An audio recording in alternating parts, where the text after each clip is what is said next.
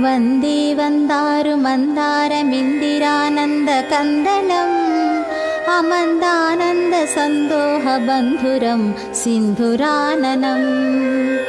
ಅಂಗಂ ಹರೇಃ ಪುಲಕಭೂಷಣಮಾಶ್ರಯಂತಿ ಮೃಂಗಾಂಗನೇವ ಮುಕುಳಾಭರಣಂ ತಮಾಲಂ ಅಂಗೀಕೃತಾಖಿಲ ವಿಭೂತಿರಪಾಂಗಲೀಲಾ ಮಾಂಗಲ್ಯದಾಸ್ತು ಮಮ ಮಂಗಳ ದೇವತಾಯಾಃ ಮುಗ್ಧಾ ಮುಹಿರ್ವಿದಧತಿ ವದನೆ ಮುರಾರೇಃ ಪ್ರೇಮತ್ರಪಾ ಪ್ರಣಹಿತಾನಿ ಗತಾಗತಾನಿ ಮಾಲಾದೃಶೋರ್ಮಧುಕರೀವ ಮಹೋತ್ಪಲೇಯಾ ಸಾ ಮೇ ಶ್ರಿಯಂ ದಿಶತು ಸಾಗರ ಸನ್ಭವಾಯಾಃ ವಿಶ್ವಾಮರೇಂದ್ರ ಪದ ವಿಭ್ರಮ ದಾನ ದಕ್ಷ ಮಾನಂದ ಹೇತುರಧಿಕಂ ಮುರವಿದ್ವಿಷೋಪಿ ಈಶನ್ನಿಷೀದತು ಮಯಿ ಕ್ಷಣಮೇಕ್ಷಣಾರ್ಧಂ ಇಂದೀವರೋದರ ಸಹೋದರ ಮಿಂದಿರಾಯಾಃ ಅಮೀಲಿತಾಕ್ಷಮಧಿಗಮ್ಯ ಮುದಾ ಮುಕುಂದ ಮಾನಂದಕಂದಮನಿಮೇಷಮನಂಗತಂತ್ರಂ ಆಕೇಕರಸ್ಥಿತಕನೀನೀಕಪದ್ಮನೇತ್ರಂ ಭೂತ್ಯೈ ಭವೇನ್ಮಮ ಭುಜಂಗಸೇಯಾಂಗನಾಯಾಃ ಕಾಲಾನ್ಭುತಾಳಿ ಲಲಿತೋರಸಿ ಕೈಟಭಾರೆ ಧಾರಾಧರೆ ಸ್ಫುರತಿಯಾ ತಟಿದಂಗನೇವಾ ಮಾತಃ ಸಮಸ್ತ ಜಗತಾಂ ಮಹನೀಯ ಮೂರ್ತಿ ಭದ್ರಾಣಿ ಮೇ ದಿಶತು ಭಾರ್ಗವನಂದನಾಯಾಃ ಬಾಹ್ವಂತರೆ ಮುರಜಿತಃ ಶ್ರಿತಕೌಸ್ತುಭೇಯ ಹಾರಾವಳೀವ ಹರಿನೀಲಮಯೀ ವಿಭಾತಿ ಕಾಮಪ್ರದಾ ಭಗವತೋಪಿ ಕಟಾಕ್ಷಮಾಲಾ ಕಲ್ಯಾಣಮಾವಹತು ಮೇ ಕಮಲಾಲಯಾಯಾಃ ಪ್ರಾಪ್ತಂ ಪದಂ ಪ್ರಥಮತಃ ಖಲು ಯತ್ಪ್ರಭಾವಾತ್ ಮಾಂಗಲ್ಯಭಾಜಿ ಮಧುಮಾಧಿನಿ ಮನ್ಮಥೇನ ಮಯ್ಯಾಪತೆ ತದಿಹ ಮಂಧರಮೇಕ್ಷಣಾರ್ಥಂ ಮಂದಾಲಸಂಚ ಮಕರಾಲಯ ಕನ್ಯಕಾಯಾಃ ದದ್ಯಾದಯಾನುಪವನೋ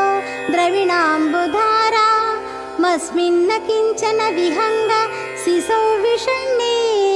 ದುಷ್ಕರ್ಮ ಘರ್ಮಮಪನೀಯ ಚಿರಾಯ ದೂರಂ ನಾರಾಯಣ ಪ್ರಣಯಿನಿ ನಯನಾನ್ ಭುವಾಹ ಇಷ್ಟಾವಿಶಿಷ್ಟಮತಯೋಪಿ ನರಾ ಯಯಾ ದಯಾರ್ಧಾ ದೃಷ್ಟಾಸ್ತಿ ವಿಷ್ಟಪಪದಂ ಸುಲಭಂ ಭಜಂತೆ ದೃಷ್ಟಿಃ ಪ್ರಹೃಷ್ಟ ಕಮಲೋದರ ದೀಪ್ತಿರಿಷ್ಟಾಂ ಪುಷ್ಟಿಂ ಕೃಷಿಷ್ಟ ಮಮ ಪುಷ್ಕರ ವಿಷ್ಟರಾಯಾಃ ಗೀರ್ದೇವತೇತಿ ಗರುಡಧ್ವಜ ಸುಂದರೀತಿ ಸೇಕಂಭರೀತಿ ಶಶಿಶೇಖರ ವಲ್ಲಭೇತಿ ಸೃಷ್ಟಿಸ್ಥಿತಿ ಪ್ರಳಯ ಕೇಳಿಷು ಸಂಸ್ಥಿತಾಯ ತಸ್ಯೈ ನಮಸ್ತ್ರಿಭುವನೈಕ ಗುರೋಸ್ತರುಣ್ಯೈ ಶ್ರುತ್ಯೈ ನಮೋಸ್ತು ಶುಭಕರ್ಮ ಫಲಪ್ರಸೂತ್ಯೈ ರತ್ಯೈ ನಮೋಸ್ತು ರಮಣೀಯ ಗುಣಾರ್ಣವಾಯೈ ಶಕ್ತೈ ನಮೋಸ್ತು ಶತಪತ್ರ ನಿಕೇತನಾಯೈ ಪುಷ್ಟೈ ನಮೋಸ್ತು ಪುರುಷೋತ್ತಮ ವಲ್ಲಭಾಯೈ ನಮೋಸ್ತು ನಾಳೀಕ ನಿಭಾನನಾಯೈ ನಮೋಸ್ತು ದುಗ್ಧೋದಧಿ ಜನ್ಮಭೂಮ್ಯೈ ನಮೋಸ್ತು ಸೋಮಾಮೃತ ಸೋದರಾಯೈ ನಮೋಸ್ತು ನಾರಾಯಣ ವಲ್ಲಭಾಯೈ ನಮೋಸ್ತು ಹೇಮಾಂಬುಜ ಪೀಠಿಕಾಯೈ ನಮೋಸ್ತು ಭೂಮಂಡಲ ನಾಯಿಕಾಯೈ ನಮೋಸ್ತು ದೇವಾದಿದಯಾಪರಾಯೈ ನಮೋಸ್ತು ಸೇಂಗಾಯುಧ ವಲ್ಲಭಾಯೈ ನಮೋಸ್ತು ದೇವ್ಯೈ ಭೃಗುನಂದನಾಯೈ नमोऽस्तु विष्णोरुरसिस्थितायै नमोऽस्तु लक्ष्मी कमलालयायै नमोऽस्तु दामोदरवल्लभायै नमोऽस्तु कान्ति कमलेक्षणायै नमोऽस्तु भूत्यै भुवनप्रसूत्यै नमोऽस्तु देवाधिभिरर्चितायै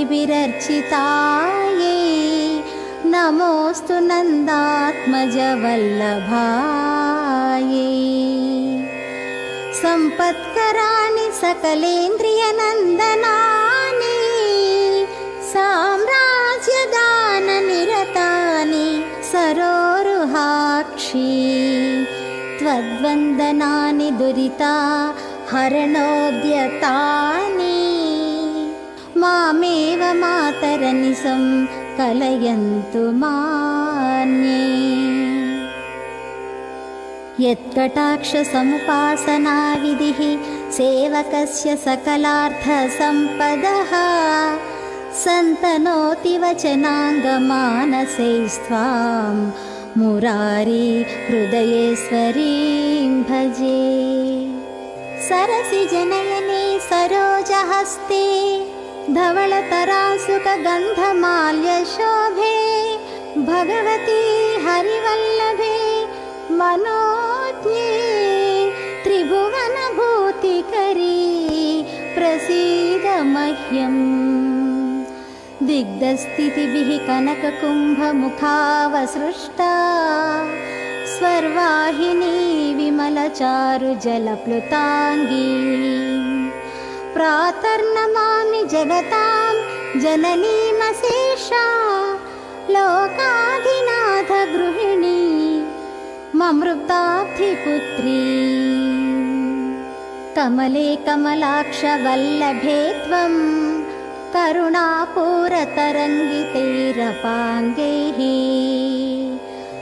अवलोकय मामकिञ्चनानां प्रथमं पात्रमकृत्रिमं दयायाः बिल्वाटवी मध्यलसत्सरोजे सहस्रपत्रे सुखसन्निविष्टाम् अष्टां पदान्भोरुह पाणिपद्मां सुवर्णवर्णां प्रणमामि लक्ष्मी कमलासनपाणिना ललाटे लिखिता मक्षरपङ्क्तिमस्य जन्तोः परिमार्जय मातरङ्घ्रिणा ते धनिकद्वारनिवास दुःखदोग्रीम् अम्भोरुहं जन्मगृहं भवत्याः वक्षस्थलं भद्रगृहं मुरारेः कारुण्यतः कल्पय पद्मवासे लीलागृहं मे हृदयारविन्दम् स्तुवन्ति ये स्तुतिभिः रमाभिरन्वहं त्रयीमयीं त्रिभुवनमातरं रमाम् गुणाधिका गुरुतरभाग्यभाजिनो भवन्ति ते भुवि बुधभाविताशयाः कनकधारास्तवं यश्शङ्कराचार्यनिर्मितं त्रिसन्ध्यं यः पठे नित्यं स कुबेर समो भवेत्।